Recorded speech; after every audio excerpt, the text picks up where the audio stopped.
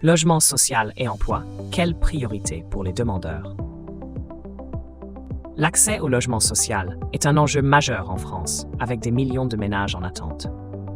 Face à cette pression, des critères d'attribution sont mis en place pour prioriser certains demandeurs. Parmi ces critères, la proximité avec le lieu de travail pourrait devenir un élément clé, notamment pour les personnes exerçant une activité qui ne permet pas le télétravail. Ce sujet est particulièrement d'actualité avec une récente proposition de loi visant à faire de la proximité immédiate du lieu de travail un critère prioritaire pour l'attribution de logements sociaux.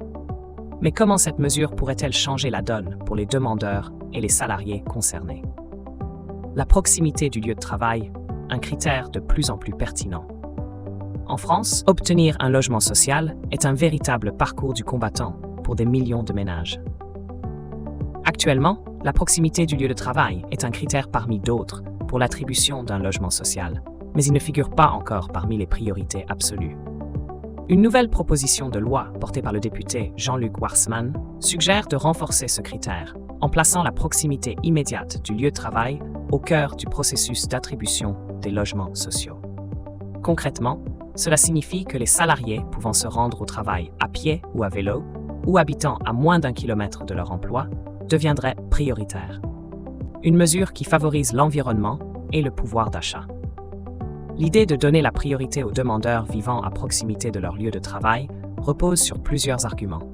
D'une part, se rendre au travail à pied ou à vélo permettrait de réduire les émissions de gaz à effet de serre, un objectif en ligne avec les engagements environnementaux pris par la France.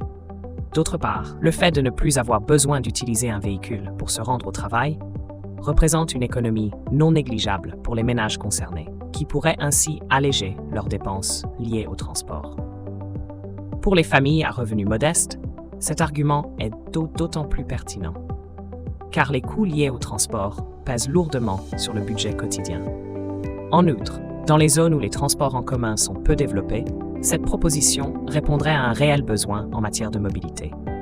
Une mesure controversée, risque de discrimination ou de justice sociale. Cette proposition de loi soulève des interrogations. Si elle semble répondre à des enjeux écologiques et économiques, elle pourrait également être perçue comme discriminatoire envers les demandeurs les plus vulnérables. Certaines familles, déjà en grande difficulté financière, pourraient se voir reléguées au second plan, malgré des besoins urgents en matière de logement. Cette critique rejoint celle de nombreuses associations qui militent pour une répartition plus équitable des logements sociaux.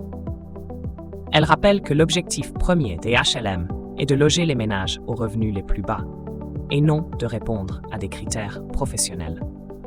De plus, dans certaines zones rurales ou périurbaines où les emplois sont moins concentrés, il est souvent impossible de se rendre au travail sans un véhicule.